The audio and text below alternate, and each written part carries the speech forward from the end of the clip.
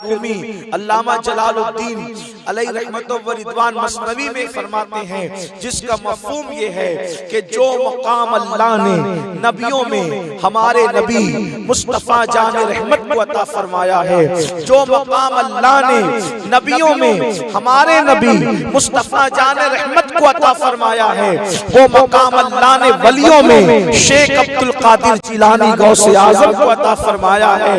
हुजूर गौसे पाक का फरमान है, गौसे आजम फरमाते हैं कि जब तक मैं नहीं चाहता उस वक्त तक मेरा नाम किसी की जबान पर नहीं आता, और जब किसी की जबान पर मेरा नाम आता है तो अल्लाह तबारक व तआला उसकी मुसीबतों को दूर फरमा देता है। हमारे मारेरा के मुर्शिदों में मुर्शिद है हुजूर अच्छे मियां रहमतुल्लाह अलैह, उनके दो मिसरे हैं, वो लिखते हैं गुलाम गौसे आजम बेकसो मुस्तर नमी मानन, गुलाम गौसे आजम बेकसो मुस्तर नमी मानन, अगर मानन शबे मानन शबे दीगर नमी मानन। फरमाते हैं कि गौस पाक का गुलाम कभी बेकसर मजबूर नहीं हो सकता, कभी परेशान हाल नहीं हो सकता, मगर अगर किसी वजह से गौसे पाक के गुलाम पर मुसीबत आएगी तो वो एक रात को परेशान रहेगा, उसके बाद फिर वो कभी परेशान नहीं रहेगा। अल्लाह तबारक व तआला उसको परेशानियों से महफूज रखेगा। मेरे प्यारे आका अलैहिस्सलाम के प्यारे दीवानों, वलियों की कायनात में हुजूर गौसे आजम का मर्तबा, सरकार गौसे पाक का मकाम बड़ा अजीम है। आपने बहुत सुना गौसे आजम शेख अब्दुल कादिर जिलानी को, लेकिन मैं आप जो सुन चुके हैं उस पर कोई गुफ्तगू करने की बजाय मैं कुछ आपकी बारगाह में उनका पैगाम भी पेश करना चाहूंगा। मेरे प्यारे आका अलैहिस्सलात व तस्लीम के प्यारे दीवानों, आप जानते हैं हुजूर गौसे पाक वो है जिन्नात उनके एहतराम करने वाले, वो जिन्नातों के भी पीर हैं, बल्कि ज़ुब्दतुल आसार में शेख मुहक्किक शेख अब्दुल हक मुहद्दिस दहलवी लिखते हैं कि गौसे पाक का फरमान है। क्या फरमान है? ये बात किसी बुजुर्ग से मनकूल नहीं, ये बात किसी वली ने नहीं बयान की, जो गौस पाक ने अपने लिए बयान की। गौस पाक फरमाते हैं इंसानों के भी पीर होते हैं, जिन्नातों के भी पीर होते हैं और फरिश्तों के भी पीर होते हैं। गौस पाक फरमाते हैं मगर मैं अब्दुल कादिर जिलानी सबका पीर हूँ। गौस पाक फरमाते हैं मैं इंसानों का भी पीर हूँ, मैं जिन्नातों का भी पीर हूँ। अल्लाह अकबर। आप अंदाजा फरमाते फरिश्तों के भी पीर होते हैं, मैं फरिश्तों का भी पीर हूँ। यानी कि 42 के अंदर जो है वो कुछ तफसील बयान की जाती है। मेरे प्यारे आका अलैहिस्सलाम के प्यारे दीवानों, जो रुसुल मलाइका हैं, जिस तरीके से इंसानों में अंबिया रुसुल और वो अफजल तरीन हस्तियों को जो है अल्लाह अकबर मुस्तस्ना कर दिया गया है, उसी तरीके से फरिश्तों के अंदर जो अफजल तरीन हस्तियां हैं, जो अल्लाह जिनकी अफजलियत जो है वो बयान कर दी गई है, लेकिन गौसे पाक फरमाते हैं इंसानों के भी पीर हैं, जिन्नात के भी पीर हैं, फरिश्तों के भी पीर हैं, और फरमाया मैं सबका पीर हूँ। अल्लाह अकबर। हुजूर गौसे आजम शेख अब्दुल कादिर जिलानी का मर्तबा क्या है? इरशाद फरमाते हैं अगर मुझसे मोहब्बत करने वाला मेरा मुरीद मशरिक में रहे और मैं मगरिब में रहूं, अल्लाह अकबर, और उसका सतर खुल जाए तो मैं उसकी सतर पोशी करता हूं, अगर वो गिरे तो उसको गिरते हुए मैं थाम लिया करता हूं। फरमाते हैं गौसे आजम शेख अब्दुल कादिर जिलानी फरमाते हैं मेरे मुरीद पर मेरा साया ऐसे है जैसे आसमान का साया जमीन पर है। अल्लाह अकबर। सरकार गौसे आजम शेख अब्दुल कादिर जिलानी रज़ी अल्लाह तबारक व तआला अन्हु औलिया की कायनात में वो वली हैं कि उनकी आमद से पहले उनके मुर्शिदों ने उनके नाम पर गर्दन झुकाई है। सैयदुत ताइफा ताउसुल उलमा हजरत सैयदना जुनैद बगदादी रज़ी अल्लाह तबारक व तआला अन्हु एक मर्तबा जुमा का खुतबा दे रहे हैं, और जुमा का खुतबा देते हुए आप इरशाद फरमाते हैं मेरी गर्दन पर भी आपका कदम। इतना सुनना था जब आप खुतबे से फारिग हुए, नमाज मुकम्मल हुई, तो किसी ने अर्ज किया ऐ सैयदुत ताइफा, ऐ सरकार जुनैद बगदादी, आपने खुतबा देते हुए बीच में एक बेजोड़ जुमला फरमाया। आपने कहा कि मेरी गर्दन पर भी आपका कदम, आखिर ये क्या बात है? तो हज़रत जुनैद बगदादी फरमाते हैं कि जब मैं खुतबा दे रहा था तो मुझे बताया गया इल्हाम के तौर पर मुझे बताया गया कि इसी बगदाद की सरजमीन पर जामा मस्जिद के मिंबर पे बैठकर एक जवान होगा हसनी हुसैनी सैयद, वो उसका नाम अब्दुल कादिर जिलानी होगा। वो कहेगा मेरा ये कदम हर वली की गर्दन पर है तो सारे वली उसके लिए अपनी गर्दन झुका देंगे। तो सैयद ताइफा फरमाते हैं वो जब कहेगा मैंने अभी से उसके लिए अपनी गर्दन को झुका दिया। सुभान अल्लाह, सुभान अल्लाह।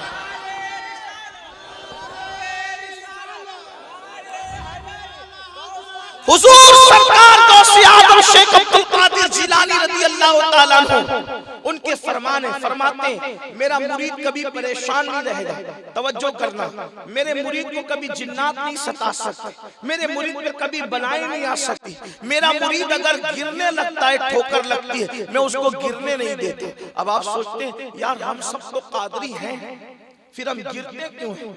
हड्डियां भी टूटती है, हम गिरते क्यों हैं? नुकसान भी होता है, हम गिरते क्यों हैं? परेशान भी रहते हैं, जिन्नात भी परेशान करते हैं, बलाएं भी परेशान करती है। जबकि गौस पाक ने फरमाया मेरा मुरीद परेशान नहीं रह सकता। लेकिन अब आपसे पूछता हूं, अगर हम अपने आप को ये समझते हैं कि हम सिर्फ कपड़ा पकड़कर कादरी हो जाएं, तो ये हमारी गलतफहमी है।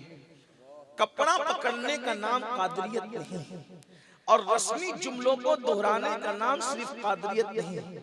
कादरियत है सरकार गौसे आजम के तरीक पर चलने का। हमने कादरियत को समझा, जिस दिन कादरी बन जाओगे उस दिन लोग आपकी तरफ एहतियाज रखेंगे, मोहताज होंगे आपके। कादरियत को आपने समझा क्या? कादरियत की निस्बत कितनी अजीम है। अरे गौसे आजम की चौखट से अगर कुत्ते को निस्बत हो जाए, तवज्जो करना, कादरियत की निस्बत की बात आई तो मुझे एक वाकया याद है, फिर मैं आगे गुफ्तगू करता हूं, आप तवज्जो फरमाएं। कादरियत की निस्बत की बात, हुजूर गौसे आजम रज़ी अल्लाह ताला बड़े बुजुर्ग हैं, आप सब जानते हैं, बार बार आपने सुना है। आपकी चौखट पर एक बहुत सादी सीधी तबीयत के एक बुजुर्ग बैठा करते थे, और वो गौस पाक के मुरीद थे, कादरी थे। देखो कादरियत क्या चीज है, थोड़ा समझना इसको, फिर आगे बात होगी। गौस पाक के मुरीद हैं, गौस पाक की चौखट पे बैठे हैं, और अपने लबो लहजे में समझा रहा हूं कि उनको बहुत ज्यादा पढ़ना लिखना और सब चीजें नहीं आती, भोली भाली तबीयत के आदमी है। तो गौस पाक ने उनको ड्यूटी दे रखी थी कि बाबा बेटा मेरे घर में, मेरी खानका में जो भी मेहमान आए, तुम उनको वजू का पानी भर करके लोटे में दिया करना, तुम उनको इस्तिंजा के लिए पानी दिया करना। अब मैं उनको अपनी जबान में लोटे वाला बाबा भी कह दूं तो अच्छी बात होगी, आप समझ जाएंगे आसानी से कि मैं आपको समझाना चाहता हूँ, आपको बात समझ में आएगी गौस पाक की कादरियत की निस्बत क्या चीज है। तो वो लोटे वाले बाबा, हालांकि मैं उनकी तौहीन नहीं कर रहा हूँ, मेरे सर के ताज, उनकी जूतियां मेरे सर के ताज, गौस पाक के मुरीद है, इससे बढ़ करके क्या है। हम तो उस दौर के सगे बेहुनर हैं, बल्कि उस चौखट के सग से निस्बत रखने पर हम अपने आप को फख्र में कहते हैं। लेकिन याद रखें, जाहिर सी बात है, इतना छोटा सा काम उसी को दिया जाता है जिसके अंदर बहुत ज्यादा सलाहियत नहीं होती, इसीलिए छोटा सा काम दिया जाता है। अब लोटा भरने का, पानी के भरने का, इस्तिंजा को पानी देने का, ये छोटा काम अगर किसी को सौंपा गया होगा तो इसका मतलब ये है कि गौस पाक के दरबार में जितने लोग थे उनमें बज़ाहिर कम सलाहियत उनकी रही होगी, तभी उनको ये काम दिया गया। अगर उनकी सलाहियत ज्यादा होती तो गौसे पाक के मदरसे से अल्लाह अकबर एक साल में 3-3 हजार उलमा और फाजिल फारिग होते थे, तो जाहिर सी बात है उनके लिए और भी इंतजाम होते होंगे, तो और भी उनको इंतजाम कोई सौंपा जा सकता था। लेकिन उनकी अपनी सलाहियत के मुताबिक उनको लोटे में पानी रखने की ड्यूटी दी गई। अब वो एक दिन 2 दिन नहीं, 40 साल तक गौस पाक की चौखट पर मेहमानों की खिदमत करते रहे, पानी भर के लोटे में लोगों को देते रहे। एक दिन शैतान ने वसवसा डाला। अब गौस पाक से मिलने कैसे कैसे लोग आते थे, वो जो वलियों के सरदार ठहरे तो अल्लाह अकबर, कुतुब, अब्दाल, उलमा, सुलहा गौस पाक से मिलने आते और वुजू का पानी वो सबको भर के देते। एक दिन शैतान ने वसवसा डाल दिया दिमाग के अंदर, अरे लोटे वाले बाबा 40 साल से पीर ने अपनी चौखट पे तुम्हें बिठा रखा है, आखिर इस पीर ने तुम्हें दिया क्या? अब्दुल कादिर जिलानी गौस पाक ने तुम्हें दिया क्या? ये ख्याल आना था। फिर सोचा यार कुछ दिया तो हजरत ने नहीं, एक काम करते हैं, अब हजरत की चौखट से उठ करके कहीं और चलते हैं। तो दो बड़े खूबसूरत लोग उनको नजर आए।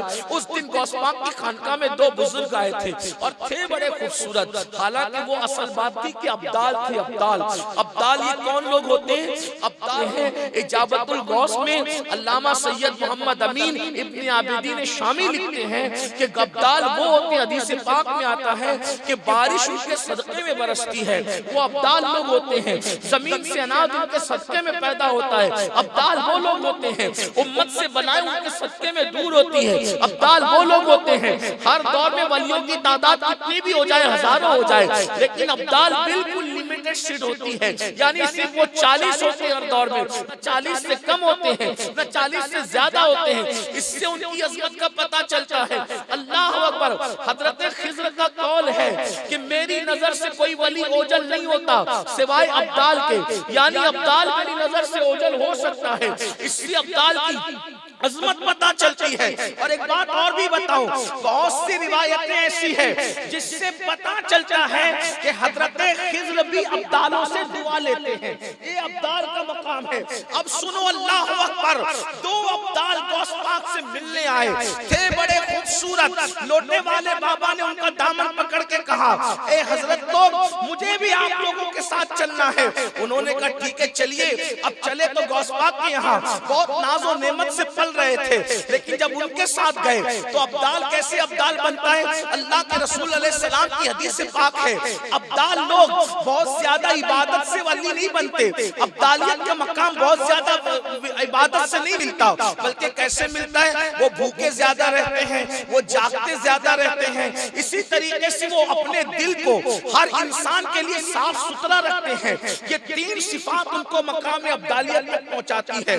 भूखे रहना, भूखे रहना, जागते रहना, कम नींद लेना, और लोगों के लिए, दोस्त और दुश्मन के लिए वो यकसा प्यार करते हैं। यानी वो किसी से नफरत नहीं करते, अपने किसी दुश्मन से नफरत नहीं करते। उनके दिल कीने से साफ रहते हैं, उनके दिल हसद से पाक और साफ रहते हैं। अल्लाह अकबर। जैसे लोटे वाले बाबा ने कहा आपके साथ चलना है, उन्होंने कहा चलिए। अब चलते चलते चल रहे हैं, ऐसे में कहा हज़रत लोग मुझे भूख लगी है, ए हज़रत मुझे भूख लगी है। उन लोगों ने कहा बाबा हम ऐसे बार बार खाने वाले लोग नहीं हैं, 24 घंटे में एक ही बार खाते हैं, उससे ज्यादा नहीं खाते। अगर आपको खाने पीने की आदत है तो वापस जाएं। अब इन्होंने सोचा पीर से इजाजत लिए बगैर मैं तो उनकी चौखट से निकल गया, अब वापस कैसे जा सकता हूँ? तो मजबूरन फिर चल पड़े। 24 घंटे गुजरे तो एक बदल ने मुसल्ला बिछाया, 2 रकात नमाज पढ़ी, हाथ उठा के दुआ की, तो जंगल में 3 कटोरे उतरे और 3 रोटियां, एक एक कटोरा एक एक रोटी तीनों ने बांट लिया। उसके बाद फिर अगले 24 घंटे गुजरे तो दूसरे बदल ने मुसल्ला बिछाया, उन्होंने भी नमाज पढ़ी। नमाज पढ़ने के बाद दुआ की तो क्या हुआ? 3 कटोरे उतरे और 3 रोटियां गैबी आई, फिर तीनों ने बांट लिया। अब जब तीसरे 24 घंटे गुजरे तो दोनों अब्दाल ने कहा बाबा अब ने तो कर लिया, आपकी बारी है। उन्होंने कहा अरे भाई ये सब मुझे नहीं आता, मैं कोई पहुंचा हुआ आदमी नहीं हूँ, आप ही लोग कीजिए। कहा हजरत बारी आपकी है, अगर आप नहीं मांगेंगे दुआ तो ये 24 घंटे हम तीनों भूखे रह करके गुजारेंगे। या तो भूखे रहिए या तो दुआ मांगिए, मरता क्या ना करता। इस लोटे वाले बाबा ने भी 2 रकात नमाज पढ़ी और फिर हाथ उठा के दुआ की। दुआ का करना था। उस दिन क्या हुआ? 6 कटोरे आए और 6 रोटियां आई, 2-2 तकसीम हुई। तो दोनों ने कहा अरे आप तो कह रहे थे मैं कुछ भी नहीं हूँ, और आपके कहने पर डबल, हमारे कहने पर एक। कहा कि भाई ये किस्सा क्या है मुझे नहीं मालूम, मैंने तो बस दुआ कर दी और काम हो गया। लेकिन मैं तुमसे पूछना हूँ, तुम दोनों जब दुआ करते हो तो क्या कह के दुआ करते हो मुझे बताओ। आपने क्या कहा? मैंने तो ऐसे ही दुआ कर दी।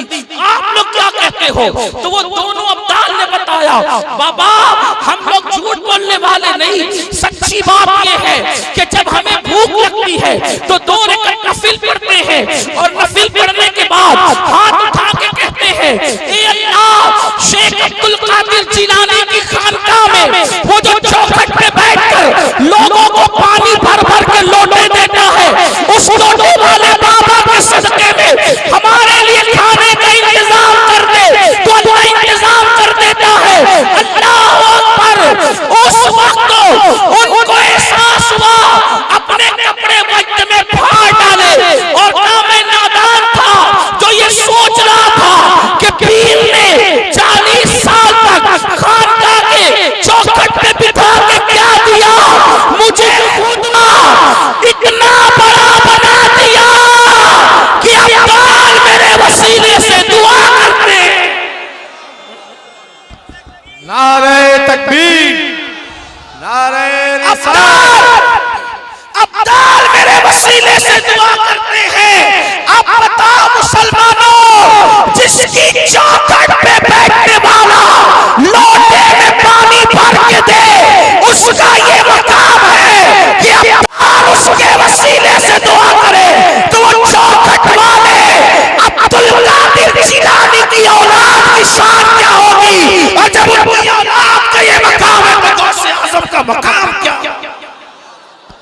नारे तकबीर, नारे रिसालत। फैजान गौसे आजम मेरे इमाम कहते हैं, तेरा ज़र्रा महे कामिल है या गौस, तेरा कतरा यमे साइल है या गौस, कोई सालिक है या वासिल है या गौस, वो कुछ भी है तेरा साइल है या गौस। और कहते तू अपने वक्त का सिद्दीक़ अकबर, तू अपने वक्त का सिद्दीक़ अकबर, गनीयो हैदरो आदिल है या गौस। हजारों ताबई से तू फुजूतर, हजारों ताबई से तू फुजूतर, ये कतरा मुजमलन फाजिल है या गौस। और वो क्या जानेगा फज़्ल मुर्तज़ा को जो तेरे फज़्ल का जाहिर है या गौस। हमारा खात्मा बिलखैर होगा तेरी रहमत अगर शामिल है या गौस। और कहा तूने के जो मांगो मिलेगा, कहा तूने के जो मांगो मिलेगा, रज़ा तुझसे तेरा साइल है या गौस। कादरियत ये है जो कादरी बन जाए अब्दाल उसके वसीले से। देखो हैं कादरियत। अब हम कहते हैं मौलाना परेशान है, हम तकलीफ गौस पाक को कहते हैं कि मेरा मुरीद परेशान नहीं होगा। हमारे मुर्शिद अच्छे मियां ने कहा गुलाम गौस आज़म बेकसो मुस्तर नमी माना, अगर मानन शबे मानन शबे दीगर नमी मान। और एक बात आपको और बताऊं, जो गौस पाक का हो जाता है उसके दुश्मन से उसको लड़ना नहीं पड़ता। और जो फरमाए, जो गौस पाक का हो जाता है टाइम वेस्ट करने की जरूरत नहीं है दुश्मनों के पीछे। गौस पाक कहते हैं मुरीदी ला तखफ वाशिन फइन्नी, मुरीदी ला तखफ वाशिन फइन्नी अज़ूमुल कातिलुल इंदल क़िताली। मेरे मुरीद मत घबराना, इसलिए कि अल्लाह ने मुझे ये मर्तबा दिया है कि मैं दुश्मनों को कत्ल करने वाला। गौस पाक के मुरीद से जो दुश्मन टकराता है वो भी तबाह व बर्बाद होगा। गौस पाक कहते हैं जो मेरे मुरीद से टकराएगा मैं उसको तबाह करूंगा। बेशुमार मिसालें हैं उसकी, बल्कि लोग पता करें ना करें, लोग जाने ना जाने और लोग माने ना माने, हमारी जमात के बड़े बुजुर्ग हजरत अल्लामा मुफ्ती फैज अहमद उवैसी अलैहिर्रहमा ने अपनी किताब में ये वाक़या दर्ज किया, और अल्लामा अरशदुल कादिर ने भी इस वाक़े को लिखा। अगर कोई हिंदू काफिर भी गौस पाक से दिल लगा ले, मुर्शिद गौस पाक उसकी भी लाज रखते हैं। तवज्जो आपकी है, मैं बात अभी आगे करना चाहता हूं अगर आपकी तवज्जो है तो। गौस पाक के बारे में आला हजरत फरमाते हैं, कहते हैं वहाबी राज़ी की कोर बंदी कि हिंदू तक तेरा कायल है या गौस। वहाबी और राज़ी नहीं मानते, बाकी हिंदू भी मान रहा है गौस पाक कि हिंदू तक तेरा कायल है या गौस। एक मर्तबा का वाक़या है राजा रंजीत सिंह के दौर का वाक़या। राजा रंजीत सिंह का नाम आपने सुना होगा, बहुत देर नहीं गुजरे अभी। उस दौर का वाक़या ये था। देखो मैं एक बात आपसे कहता हूं, वलियों से, नबियों से, अल्लाह से उसी को सब कुछ मिलता है जिसका अकीदा सच्चा होता है। डामाडोल लोगों को कुछ नहीं मिलता, वो हमेशा शक में रहते हैं। जो अहले शक हैं अगर में मगर में रहते हैं, बस यकीन वालों पर फैजान बरसता है क्षमा क्षम, और शक वाले हमेशा शक में डूबे रहते। शक वाले न बनो। अगर मियाँ बीवी में शक पैदा हो जाए तो वहां रिश्ता नहीं निकता। अगर पीर मुरीद में शक पैदा हो जाए तो क्या बात हो, नबी और उम्मती में शक पैदा हो जाए तो क्या बात हो, अल्लाह और बंदे में शक पैदा। शक ही का नाम तो निफाक है, शक को ही तो निफाक कहते हैं और शक वाले को मुनाफिक कहते हैं, वरना और क्या चीज है मुनाफिक।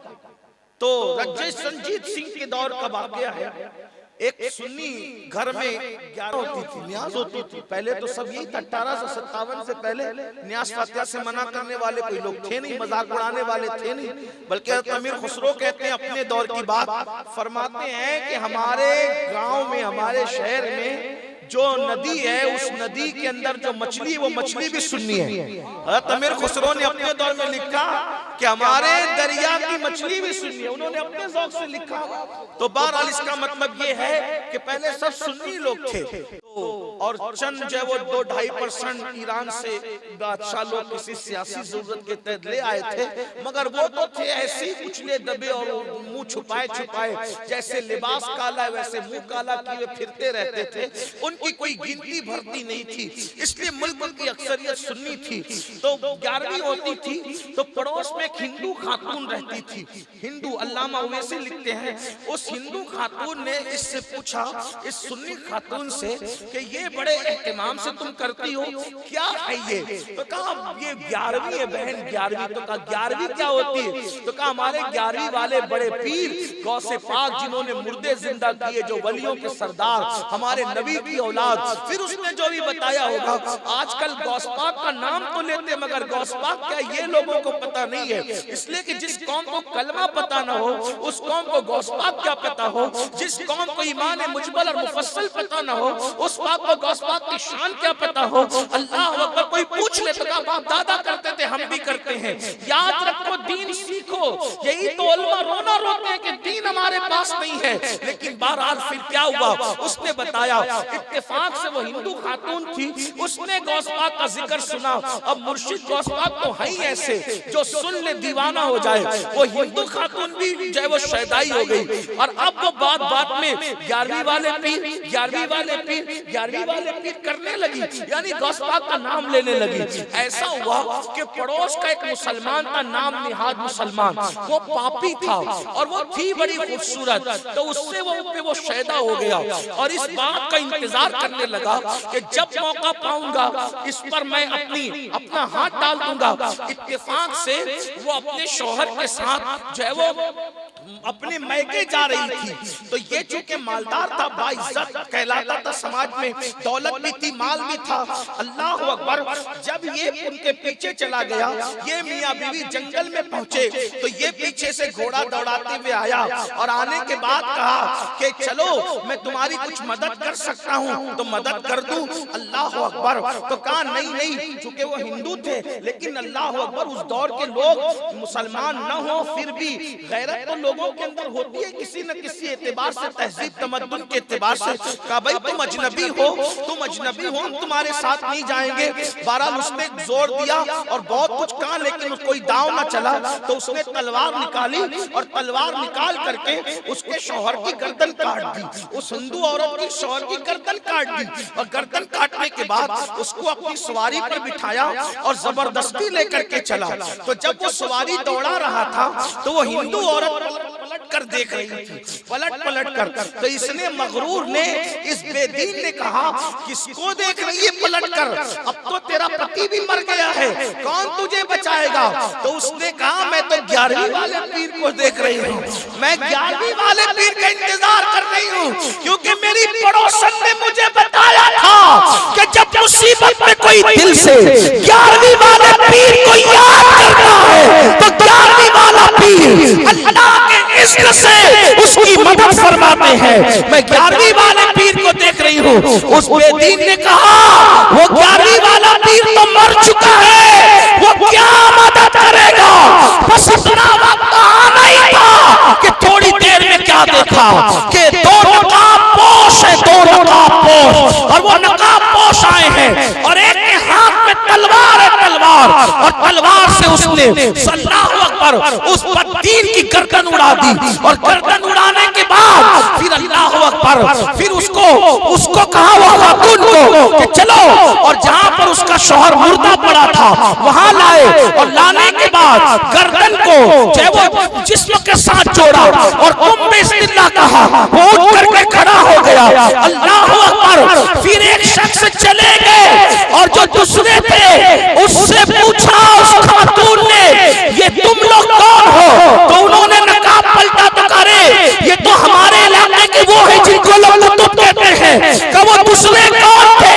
तो कहा जिस 11वीं वाले को तू पुकार रही थी वही 11वीं वाले अब्दुल कादिर जिलानी। नारे तकबीर, नारे रिसालत। आज़म ये है गौस पाक की, कोई माने ना माने मजाक उड़ाए, हम सुन्नी मानते रहेंगे। गौस पाक फरमाते हैं कि अगर बेनमाजी मरे तो उसको मुसलमान के कब्रिस्तान में दफन मत करो। किसका फरमान है? गौस पाक का। अब यहाँ सोचो कि जो गौस पाक बेनमाजी को मुसलमानों के कब्रिस्तान में कबूल करना पसंद नहीं करते, तो जो बेनमाजी को मरने के बाद मुसलमानों के कब्रिस्तान में पसंद न करे, वो गौसे पाक बेनमाजी को अपने सिलसिले में कैसे पसंद